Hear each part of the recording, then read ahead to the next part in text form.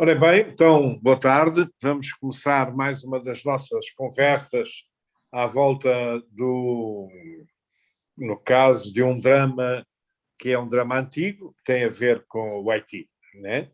O Haiti é um país de um espaço que já foi latino-americano, agora é, de certa forma, sendo francófono, também é um pouco latino-americano, mas um pouco à margem dessa raiz e dessa tradição, até por causa da francofonia.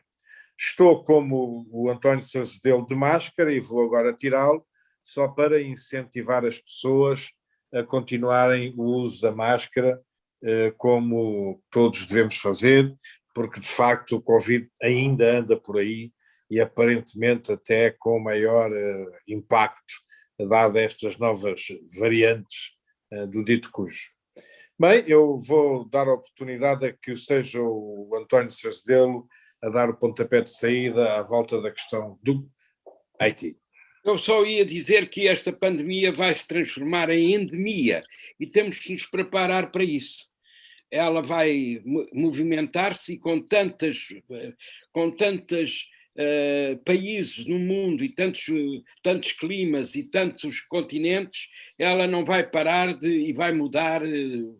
Não é de século em século, é de 6 em 6 meses e temos que nos preparar para isso. Bom, dito isto, ao falar-me do Haiti, eu aprecia-me começar por dizer ai, ai de ti. O pobre do Haiti é um país que foi revolucionário. No princípio, ele que declarou-se independente, foram os escravos que se revoltaram contra a potência ocupante, que era nesse tempo a França, com muito armamento, e conseguiram vencer. A França, é claro, não lhes perdoou e conseguiu na Europa de então uma série de represálias que os deixou ainda mais empobrecidos do que estavam. Depois disso, o Haiti conseguiu começar mais ou menos, enfim, a arrebitar, mas teve uma série de incidentes que pioraram a pouca economia que tinha. Um país rochoso não, montanhoso, que tem um clima agradável, o que poderia trazer para lá turismo. Mas, infelizmente, a insegurança é tão grande que o turismo que lá havia, e que foi um presidente da República que para lá levou, acabou por acabar por causa da insegurança que havia no país. Ninguém quer ir para um país onde vai na rua e pode ser assaltado ou até morto para lhe dar meia dúzia de tostões. O Haiti, aquilo que nós vamos ver hoje, falar, é a propósito de mais um assassinato que aconteceu a um presidente da República que estava já no lugar a ocupá-lo ilegalmente, porque não se conseguia, por causa de vários tribunais não terem o número de pessoas suficientes, não se conseguia dar posse ao que já estava eleito. E o senhor reinava por decreto.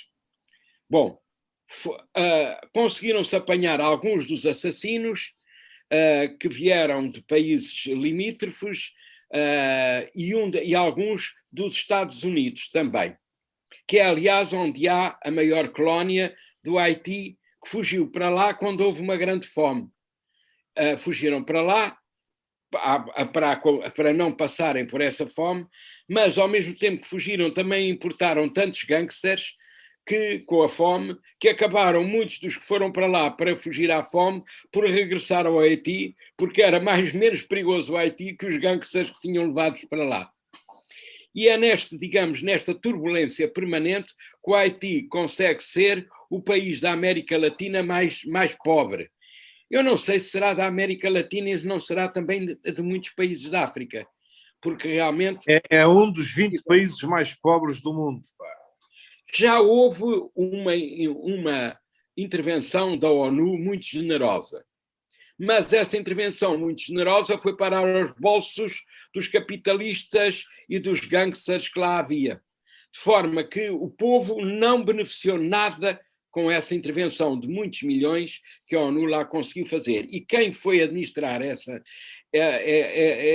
gesto de bondade e de solidariedade foram os brasileiros, que conseguiram travestir tudo e levar dinheiro com eles e deixar o povo na miséria.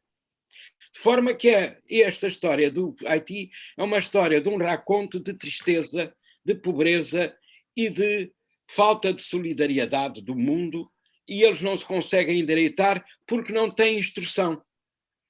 Não há escolas, não há universidades, não há liceus, toda aquela gente é analfabeta e os únicos que são educados são os ricos que aproveitam a sua educação, a sua riqueza e a sua capacidade para explorar ainda mais essa gente que está pobre. Ora bem, feita esta introdução, deixa-me acrescentar aqui algumas pequeninas provocações. Aliás, a minha função habitual é criar aqui um ambiente mais provocatório em relação a este assunto, e começar por dizer que, no caso, foram 26 os cidadãos que foram apanhados, 26 colombianos e mais 2 americanos, no caso, sendo que destes 26, a maior parte são ex-soldados das Forças Armadas da Colômbia. A Colômbia é um país fascista, primeiro. Apesar do cidadão ter sido eleito em eleições, é de facto um cidadão muito, muito pouco democrata e que tem-se vindo a dedicar a assassinar paulatinamente e com o silêncio de toda a comunidade internacional os parceiros com quem fez um acordo de paz, um tratado de paz, os cidadãos das Farc, que também não seriam muito brilhantes, não vou discutir se o eram ou não, mas na verdade, feito o tratado de paz, é muito pouco sério andar nas esquinas a assassinar os dirigentes dessas Farc, para, no fundo, e esse é o problema que eu deixo aqui em cima da mesa, no fundo sustentar o lobby da droga, os lobbies da droga. Não é por acaso que, como tu muito bem disseste, uma parte significativa dos cidadãos imigrados do Haiti estão aonde? Na Flórida, que é outro espaço que viveu também da droga, no caso concreto, dos países vizinhos latino-americanos e, portanto, também, obviamente, e muito da Colômbia. E, portanto, é deste contexto que eu acho que é necessário nós olharmos para esta realidade e dizermos que aquela miséria toda daquele país que, no fundo, começou por ser até um país com pretensões significativamente democráticas e revolucionárias, no caso, a independência foi declarada por como tu disseste bem, um antigo escravo, o Toussaint Louverture, e depois por um seu simpatizante sequente, que também, no fundo, acabou por lutar, por declarar a independência formalmente, e Mas depois esse senhor que estás a falar acabou por ir parar a sua vida nas masmorras francesas, foi apanhado. Sim, senhor, o senhor Toussaint, e foi substituído, no caso, por um Jean-Jacques Dessalines, que voltou, que teve que ter o bom senso de criar uma espécie de protetorado francês, etc. Bem, não vamos entrar nesses pequenos pormenores que tu relataste bem na sua essência, mas vou recordar que assim, que é muito estranho e que é de facto também está nas notícias, no caso na CNN, há um tal senhor Emmanuel Sanon, que também vem da Flórida, no caso, dizem que médico, e que está na retaguarda, na liderança deste grupo de colombianos, sendo ele também uma pessoa com muitos negócios, curiosamente, na Venezuela. Na Venezuela, mas estando ao lado dos imigrantes, dos oposicionistas venezuelanos, nota curiosa também. E é este conjunto de circunstâncias que me leva a dizer assim, aquela América Latina está a caminhar tão mal como, infelizmente, a África caminhou mal a quando dos seus processos de independência nos anos 60. Hoje, século XXI, a América Latina está a ser mais uma vez alvo do sabor e do ódio e da ganância dos países mais ricos do mundo e, inclusivamente, lamento dizer, de algumas fações de dentro da União Europeia, né?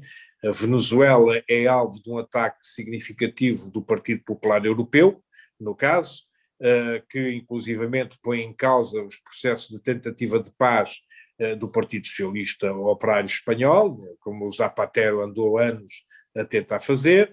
Na circunstância atual parece que as coisas já começaram a acalmar, o que é bom sinal, mas aparentemente, tendo acalmado na Venezuela, vai de encontrar um país pobre para continuar o drama, e surge agora o Haiti, que, como tu disseste bem, é um país que tem uma elite rica e domina pelo obscurantismo, no caso, um país inteiro. Convém lembrar que um dos cidadãos, um dos ditadores deste país, no caso, e foi ditador de 57 a 1971, no caso, o senhor Papadoc, Claude Duvalier, não, desculpa, o Claude Duvalier é o pai, o filho, o François Duvalier, médico também, no caso, foi um ditador que viveu à custa do obscurantismo, tendo criado uma polícia política secreta, cujo nome era os Tonton Makut, que significa bichos papões, no caso, e ele, pelo terror, alimentou uma ditadura brutal, violentíssima e sistematicamente silenciado. Acabou por fugir para a África do Sul. Precisamente. O pai já tinha criado os Tonton Makut. Sim, o pai que lutava, viveu como ditador até à sua morte. E depois o filho herdou. O pai era Papadoc, um era o Papadoc, que era o papá, e o outro era o filho. O Baby Doc. Eu estava-me a referir precisamente ao Papadoc. O Baby Doc, que tu estás agora a falar, é o Claude Duvalier, eu enganei-me, eu queria falar primeiro do François Duvalier, que era o pai, e o Baby Doc nunca foi médico em lado nenhum. O Baby Doc foi simplesmente o filho do Papadoc, ponto final parágrafo, e o ditador do Papadoc, a servir os interesses da elite daquele país. E isto é dramático, porquê? É dramático porque caracteriza a tendência subterrânea que estamos neste momento a ter que aturar destas visões totalitárias, umas expressamente ideológicas, portanto fascisantes, e outras pura e simplesmente mercantilistas, como acontece aqui no Haiti, mas também acontece na Colômbia, no caso, porque ali o fascismo é obviamente mercantilista e é obviamente centrado num produto, num único produto, no caso concreto, é aquele produto dramático que alimenta o mercado da droga global pelo mundo fora, né? E nessas circunstâncias estamos neste momento ainda a ter que lembrar que há um país da expressão portuguesa que está neste momento a ser alvo dessa mesma ganância e que no fundo se chama a República da Guiné-Bissau, onde a elite, infelizmente, está a centrar o seu poder a partir do negócio da droga também, no caso da cocaína. E é bom a gente pôr isto em cima da mesa, e foi uma ideia muito interessante aqui do nosso companheiro de Lides, António Cerzedelo, levantar estas questões. Mas não sei se queres acrescentar mais alguma coisa àquilo que estou a dizer. Não, o que eu queria acrescentar é que há certos países que nunca experimentaram uma verdadeira democracia. Na América Latina e em África. São duas zonas que a gente conhece, provavelmente na Ásia também. A gente está a ver o que está a acontecer num destes países da Ásia e, por exemplo, o rei da Tailândia vive na Suíça e vai lá volta e meia para receber os réditos que lhe pagam, não é? Portanto, as democracias verdadeiras ainda são uma exceção. As outras são mascaradas que o Ocidente arranjou para os explorar, de uma forma ou de outra. Ou consentiu ou injetou, não é? E nisso todos os países têm a culpa. E todos os partidos têm também alguma culpa. Partidos ditos democráticos, que para nós aqui são, mas depois para o exterior não o são. E tanto podem ser sociais-democratas, como ditos socialistas, como de direita ou de esquerda. Todos eles herdaram esta pecha, que é uma pecha que vem do colonialismo e que, afinal, a Europa ainda não abandonou nas suas cabeças, nas suas mentes. É como o machismo. Há leis contra o machismo, mas os homens continuam, muitos deles continuam a ser machistas. E isto é uma espécie de machismo em política, é o machismo da política. Não, e infelizmente isto está, no fundo, ainda por cima a ter potencial de crescimento, porque estamos a viver como a Europa com uma crescente incapacidade de encontrar líderes que deem continuidade a um projeto que inicialmente até tinha um forte potencial federalista e democrático e expansionista no sentido positivo do termo no contexto da Europa. Infelizmente as elites atuais são extremamente frágeis e são muito pouco ideologicamente democráticas, diga-se de passagem. E sendo muito pouco ideologicamente democráticas, fazem isso que tu acabaste de dizer, engolem com muita facilidade o discurso que sustente a exploração barata, a exploração desenfreada e, no caso, a concentração da riqueza que assistimos brutalmente, apesar do tempo de crise em que estamos a viver. Não é? Este ano, 2020, só gerou mais milionários e mais fome, só gerou mais ditadura e menos democracia. E isso é dramático, porque, na verdade, tal resulta, na minha opinião, da fragilidade das lideranças nos países democráticos. Vamos ver agora se, com esta nova versão do Sr. Biden, isto muda. Eu tenho algumas reservas, tenho algumas dúvidas, mas, como de costume, nada como dar tempo ao tempo e ver o que é que isto pode vir a acontecer. Estranho bastante que os Estados Unidos da América, a quem foi feito pedido de auxílio, do ponto de vista até militar, para conter esta invasão colombiana armada, né? Porque apesar de ser um exército privado, é um exército colombiano armado, com alguns cidadãos que têm a assinatura, o passaporte americano, mas que na verdade têm origem haitiana, que é também curioso. E, portanto, este conjunto de circunstâncias leva-me a ficar assim um pouco preocupado quanto ao potencial de mudança democrática, de mudança para a democracia vinda do Sr. Biden. Mas vamos dar tempo ao tempo e vamos esperar para ver. O Haiti ficou como um mau exemplo. De facto, há um regime que, apesar de tudo, resultava de algumas eleições, como tu disseste bem, o tempo do período eleitoral devia ter decorrido em 2019 e não decorreu, mas o facto é que resultava de algumas eleições e estamos a ser alvo de uma invasão estrangeira, né? Colombiana e americana, no caso, mesmo que seja verdade que não sejam americanos de origem, têm somente o passaporte americano, colombiana e americana, e na verdade o silêncio é assim um bocado ensurdecedor. E o facto... Eu li, não sei aonde, porque eu li algumas coisas antes de vir para aqui, que estes tipos que entraram são pagos pelo senhor que foi eleito e que ainda não tomou posse. Não. Porque não tem os tribunais estão sem juízes, porque acabaram-se os prazos deles e os outros que deviam ser eleitos não tomaram posse. De forma que isto parou tudo, o senhor já devia ter sido eleito, tomado posse há uns meses, há 18 meses, creio eu, e não tomou. E agora... Não. Essa versão é uma versão que começou a correr, ao que parece, não tenho a certeza, mas via o Observador, mas a CNN não diz nada disso.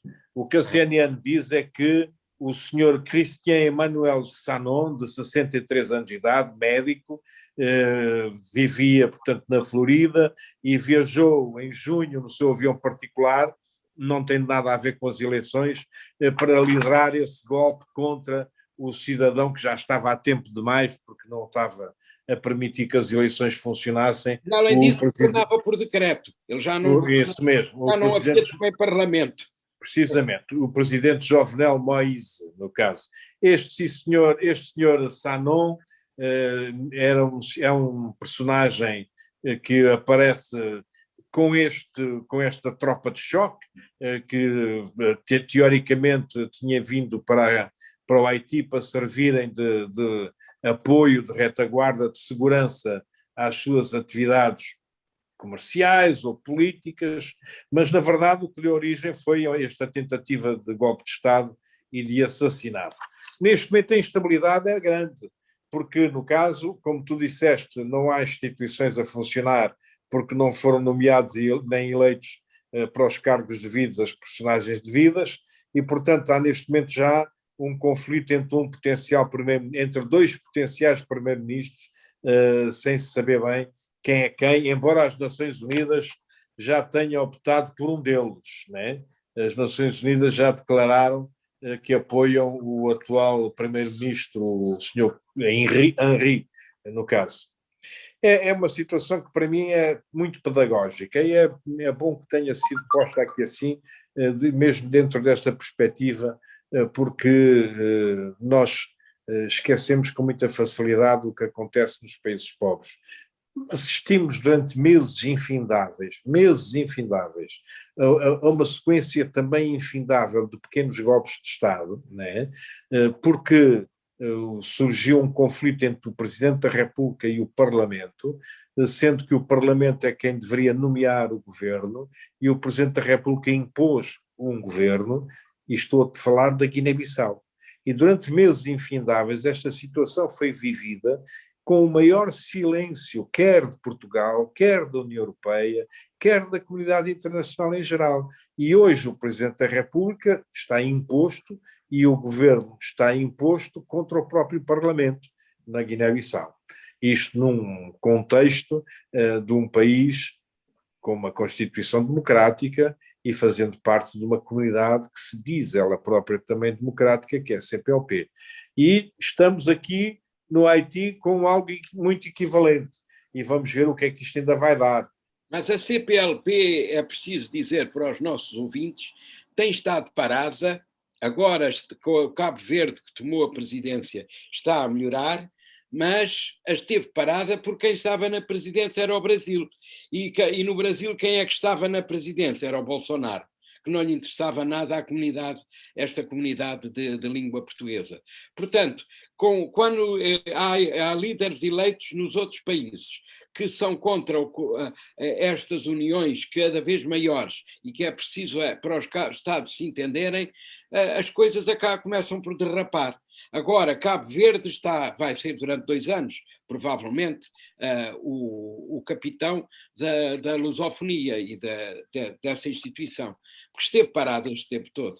Não fez nada, nada. Não era possível fazer. Vamos a ver agora se começa a desenvolver. Cabo Verde tem um governo que é democrático e que está a funcionar. Podemos concordar ou não com ele, mas só o facto de já ser democrático já é de concordar. Porque é tão raro a gente encontrar democracias em África que é terrível. O presidente da República da África do Sul foi preso ontem também outra crise lá.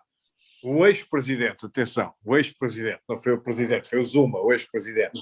Mas, na verdade, é importante dizer que isso até é um passo muito positivo que esteja a acontecer em África, porque o Zuma foi famoso pelas suas golpadas e pelos seus negócios bastante pouco transparentes, no caso, e estão a haver manifestações, obviamente, da ala radical do ANC, que apoiava o Zuma, no sentido de o libertar, mas é importante dizer que ele aceitou deixar-se prender, na última hora de determinado prazo foi-se entregar à polícia, deixou-se prender, o que é um sinal, para mim, de grande, mas muito grande maturidade política, quer dele, apesar de tudo, apesar das asneiras todas que ele andou a fazer na vida, apesar de ele antes de ser presidente e durante a sua presidência, e no caso, quer da África do Sul. Vamos ver, a África do Sul tem um passado complicado do apartheid, depois tem um passado complicado dos conflitos entre a esposa do Sr. Mandela, Winnie Mandela, e o Sr. Mandela, que geraram fações, uma radical e outra moderada no ANC. A estabilização do África do Sul continua a ser difícil, no caso. Mas o Mandela em África é uma espécie de Gandhi na Índia. Foi um exemplo para toda a África, um exemplo para todo o mundo, como o Gandhi também é. E a gente vê também o que está a acontecer na Índia. Pois claro, pá, as elites, pá, quando não cuidam, enfim, seriamente das populações que governam, geram instabilidades e geram fragilidades económicas, sociais e culturais, é o que acontece na Índia. A Índia tem uma elite muito, mas muito desenvolvida, com um know-how fortíssimo e com uma capacidade de gestão e uma capacidade empresarial francamente positiva, diga-se de passagem. Portugal faz parte... Uma cultura imensa também. Sim, sim, com uma cultura antiquíssima e imensa. Portugal faz parte das zonas de influência da Índia, aqui. Há uma comunidade indiana muito, muito, muito importante do ponto de vista cultural e do ponto de vista empresarial, mas, tirando essa elite, é facto que uma parte demasiado grande da Índia continua a ser muito pouco alfabetizada e continua a ser muito pobre. E essa é uma característica que dificulta. Enquanto houver o regime de castas, é muito difícil, porque claramente, o castas é claramente antidemocrático e está constitucionalizado. Há castas que nunca poderão subir, porque não, a lei não lhes permite. Essa é provavelmente uma das razões do drama do Haiti, sabes? Na verdade, o Haiti é um país que tem uma casta dominante muito fixa, no caso, e que foi nascida com o senhor Duvalier, foi esse ditador que governou durante quase 30 anos o Haiti, no caso, e essa casta certamente que vai fazer tudo o que pode para não perder o poder. Vou voltar a dizer uma malandrice, provavelmente, felizmente, nós temos o 25 de Abril que nos protege ainda hoje, mas, na verdade, a nossa casta empresarial portuguesa também não é particularmente brilhante, né? E isso significa que uma das nossas fragilidades está precisamente na economia, na incapacidade que Portugal teve de se desenvolver, diversificando as suas atividades e criando know-how e criando inovação suficiente para estabilizar o país, apesar dos financiamentos comunitários todos que teve a oportunidade de gerir. E essa circunstância, para mim, é também razoavelmente preocupante. Mas, felizmente, ainda temos aqui a raiz cultural do 25 de Abril para nos proteger. Mas temos uma tradição também de corrupção. A Casa de Bragança caiu porque foi corrupta. Os empréstimos à coroa real eram tão grandes, verdade. Como não podíamos pagar à Inglaterra, a Inglaterra resolveu fazer-nos o ultimato inglês e levou-nos a uma parte de Angola, uma parte do centro da África, que nós não tínhamos capacidade de governar, mas tínhamos a ambição de explorar, e pronto, passou para a Inglaterra com o mapa cor-de-rosa, etc. E a monarquia caiu por causa da corrupção. Absolutamente.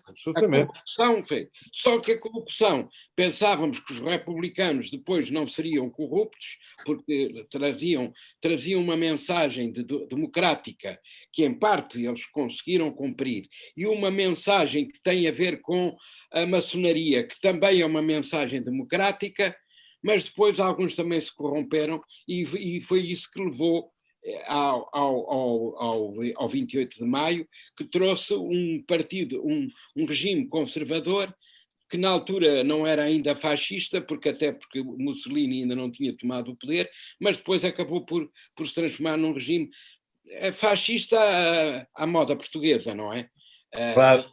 Foi um bocado como a nossa solução para resolver o problema dos cristãos novos, não é?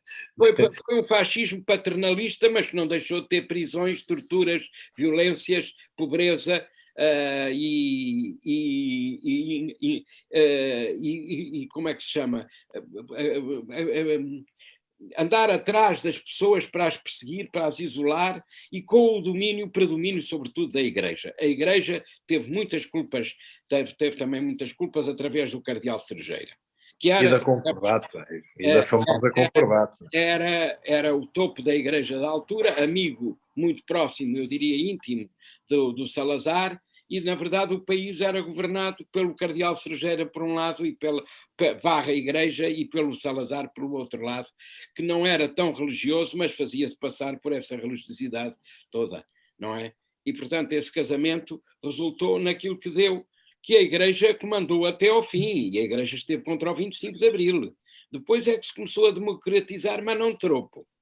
Um bocadinho. Atenção, a Igreja continua a ser muito, não na sua totalidade, felizmente, há uma parte da Igreja que é democrática e não vou discutir essa matéria, mas há aí uma parcela da Igreja ligada aos opus-deístas e até algumas fações à extrema-direita, da extrema-direita opus-deísta, que de democratas são muito poucos, e que alimentam via Facebook, via redes sociais, via o que hoje é, no fundo, a nova versão, a moderna versão da informação de Tasca, no caso, no sentido positivo e negativo da informação de Tasca, note-se, porque eu não tenho nada contra a informação de Tasca, diga-se passagem, mas que alimenta muito os ditadores ecos, ou no fundo os candidatos a ditadores ecos, que são esse grupinho ligado ao Sr. Ventura, que tudo se esforça para ter mais tempo de antena do que merece ter. Estou-me a lembrar de uma outra pessoa que é o Cardeal Tolentino, que é da linha do Papa. Não é? Sim. Mas o Papa que reúne duas coroas, que é a coroa mais inteligente da Igreja, que são os jesuítas, e a coroa mais fraterna da Igreja, que são os franciscanos, consegue, digamos, ter essas coisas. Também luta lá dentro no Vaticano, com forças muito potentes, tão potentes que o levou a ir viver num colégio de freiras, porque se vivesse lá no Palácio Vaticano, à noite acordava morto. Também acredito que sim. Não, eu acho que sim, acho que o Papa Francisco tem vindo a trazer alguma modernidade à Igreja Católica.